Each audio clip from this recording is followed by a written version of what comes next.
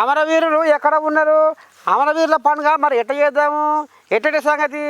అమరవీరుల పండుగ ఇంతకు ఎందుకు చేయాలి అంటే చదువు పంతులు అరే ఇగో ఇందుకు చేయాలరా అని రోడ్ల మీద నీ దండం పెట్టి వాళ్ళ ర్యాలీ కాదు, వాళ్ళ కండ సమూరం కాదు.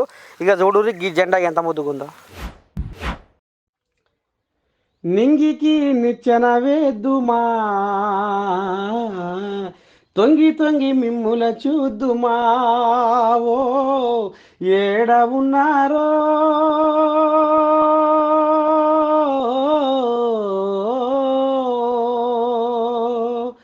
ఓ అమర వీరులారా, ఆ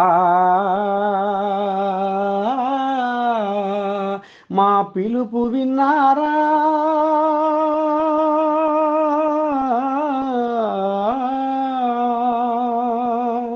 స్వాతంత్ర సమర యోధులారా, నింగికి నిచ్చెన వేద్దుమా, తొంగి తొంగి మిమ్ముల చూద్దుమా, ఓ మరి కానొస్తున్న త్రివర్ణ పతాకంలో ఓ అమరవీరులారా మీరు ఎక్కడ ఉన్నారు, ఏ చోటన ఉన్నారు, ఏ లోక వెళ్ళిపోయిన అన్నట్టుగా ఇక రేపు మరి 15 ఆగస్టు దగ్గరికి వస్తుంది కదా.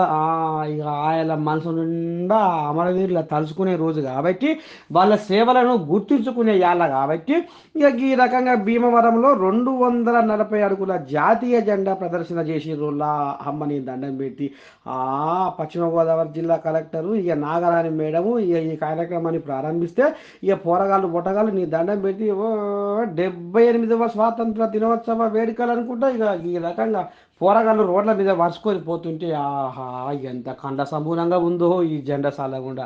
మొత్తానికైతే 15 ఆగస్టుకు త్రివర్ణ పతాకము రేప రాడే కాడికి వచ్చిందిలా.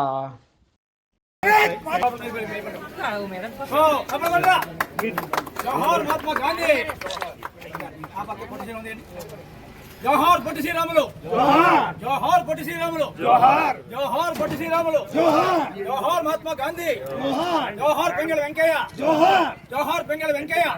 కొంచెం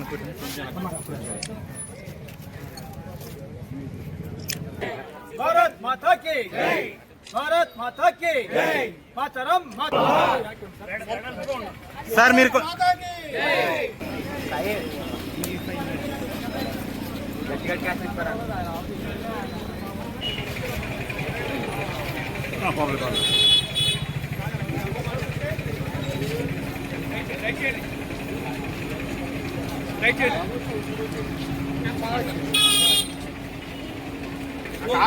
కార్ ఆప్తే మనం డౌన్ చేయండి.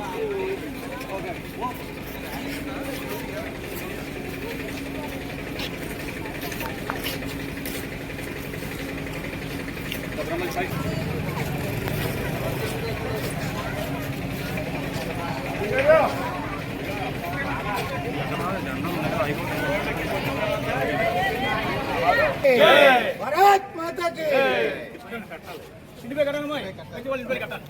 జోహార్ అమర వీరులకి, జోహార్ అమర వీరులకి, జోహార్ అమర వీరులకి, జోహార్ అమర వీరులకి.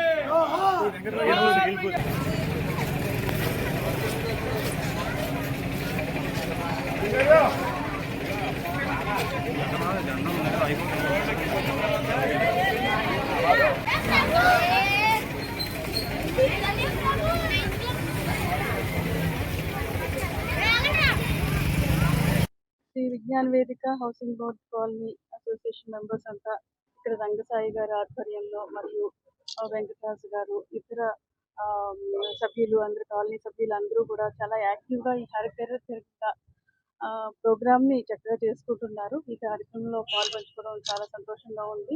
ఇప్పుడు పింగళి వెంకయ్య గారు మన జాతీయ జెండాని తీర్చిదిద్దడంలో ఆయన వేసిన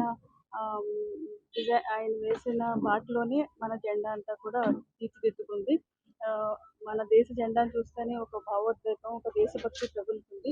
ఈ ఎంతో మంది లీడర్స్, ఎంతో మంది సంఘ సంస్కర్తలు వారి యొక్క ప్రాణాలని తెగించి మనకి స్వాతంత్రం సిద్ధించడంలోనే ఎన్నో సాంఘిక దురాచారాలను రూపుమాపడంలోనూ మనకి ఈ రోజున్న ఈ నవభారత్ సాధించుకోవడంలో ఎంతో కృషి చేశారు.